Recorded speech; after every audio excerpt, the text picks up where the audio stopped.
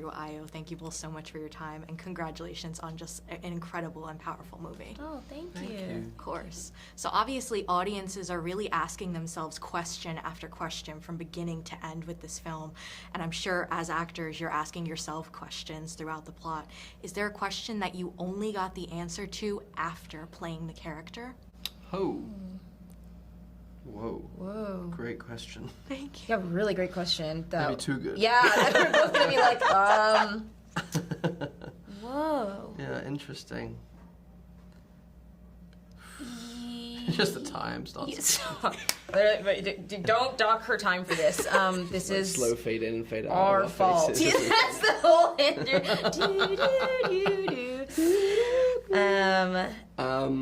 Probably, but I honestly feel like now I think I've seen it 3 times, 2 or 3 times maybe, and I feel like with every watch, there is something new that I learn, or there's another dimension to something that I didn't realize, or there's, I don't know, something Luca's doing visually, or something that's happening between characters that I just, it's not that I missed it, but I just like see it in a new light, or it like is downloaded in a different way, or something like that.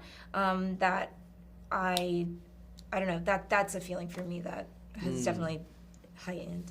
Yeah, I think when I first saw it, I realized that all these people love each other quite deeply, and that they're actually longing for intimate connection with each other, but that they are being held apart by invisible cultural, contextual forces.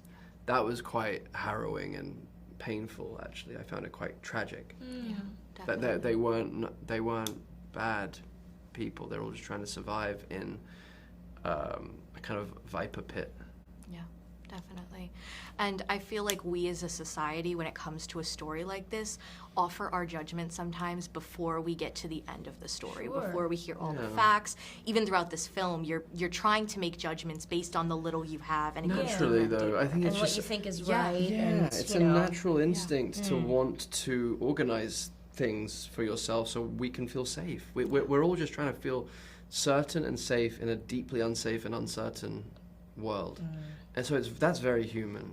And it's very, very hard for us to stay in the discomfort and the tension of the opposites. Yeah.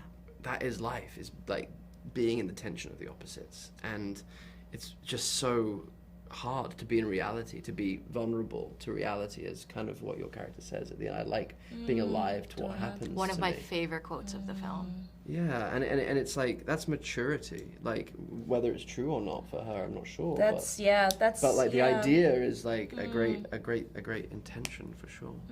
Ayo, obviously your character is such a center of this film, and branching off of what Andrew just said, I feel like women of color, when you're in this sort of spotlight, the Me Too movement, all that sort of stuff, it comes with these deeper themes. What does it mean for you to bring kind of these themes to the screen in a way that everyone can kind of see and really resonate with? I mean, it's definitely like a challenge that I was like really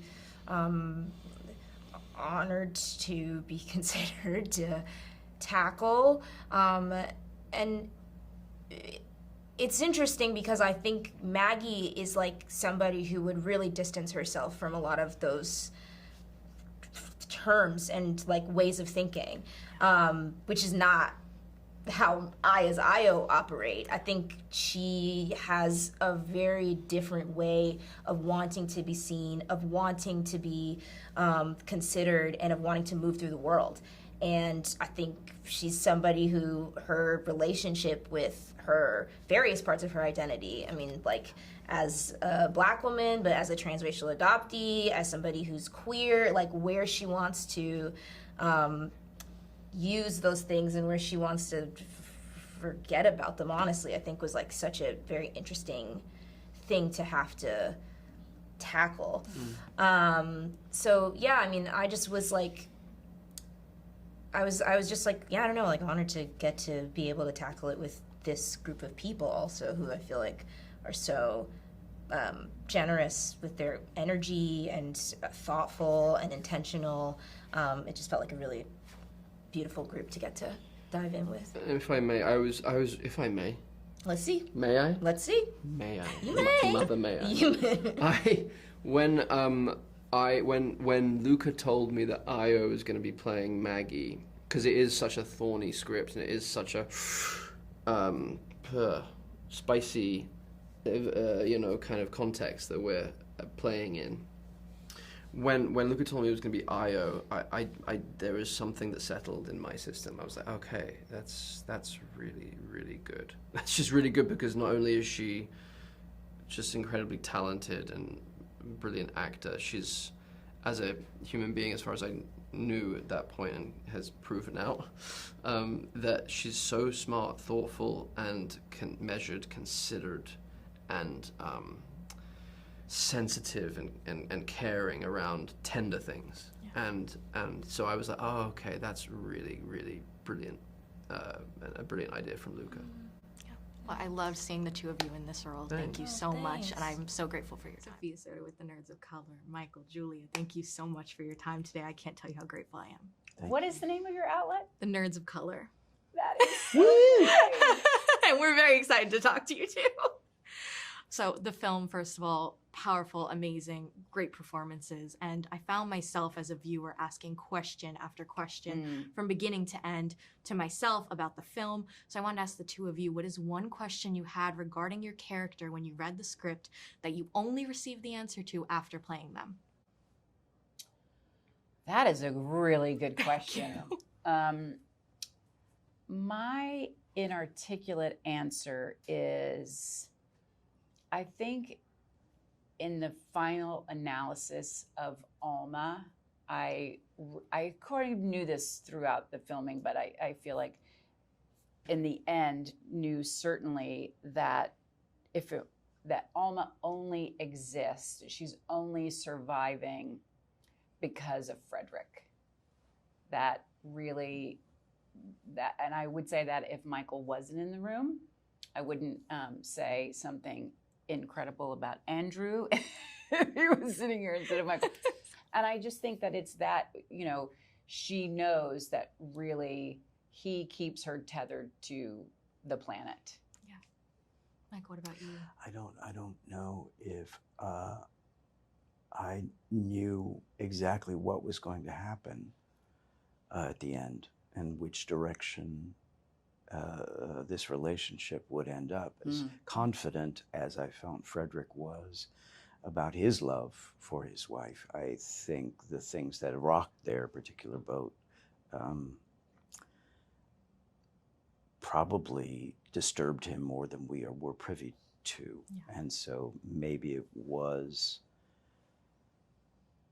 a relief off screen for Frederick for us to realize, what happens to them in the end.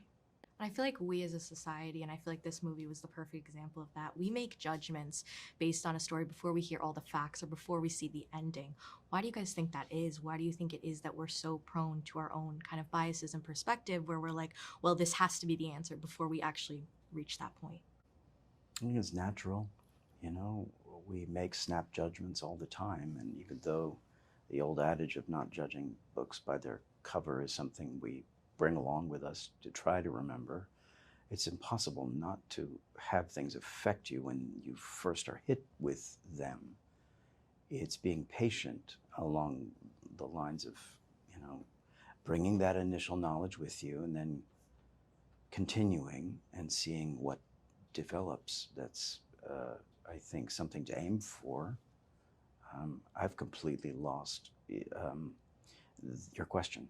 No, forgive me. You answered it perfectly. Yes, You you did. answered it beautifully. I would say it's fear, right? Nobody wants to be caught out not knowing. Or made a fool of. Yeah, so you go, oh, I see all this very clearly. I know everything about the situation, and it's fear, insecurity. Thank you both so much again for your time. I really do appreciate it. Thank you. Nice. Professional artists and professors, maybe a nerd who's just like you, talking about the things that you like too. So I invite you to the NOC. In full color, you see me. The hard knock life, comics, movies, and TV. Yeah, pop culture with a different perspective. Watch it on your screen, hit play, so check this.